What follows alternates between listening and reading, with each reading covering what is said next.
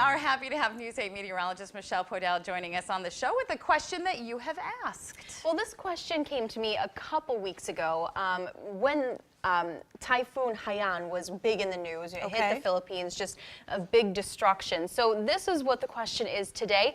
It comes from Joffrey via Twitter, and he wants to know, what is the difference between a hurricane and a typhoon? Because if you watch a lot of the coverage, it looked very similar. Right. So first, let's look at what the definition of a hurricane is. It's a warm core low pressure system without any front attached that develops over the tropical or subtropical waters and has organized circulation. That is the official definition.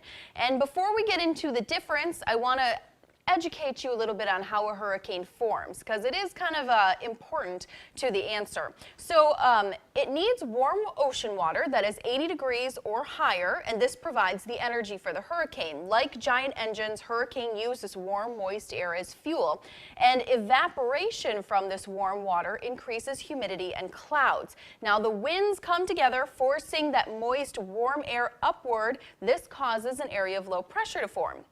Winds flow outward above the storm, allowing the air below it to rise. Then a circulation begins. Humid air rises, creates the clouds and the rain, and the storm rotates faster and faster, and then you eventually get that eye that you see in a hurricane.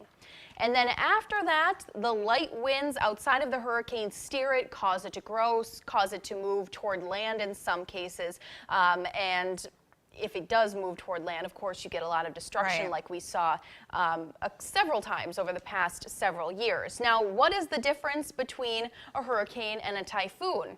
Well, I showed you how a hurricane formed because basically a typhoon is the same thing. The only difference is where it's located. So if it is located in the Atlantic or the Northeast Pacific, it is called a hurricane.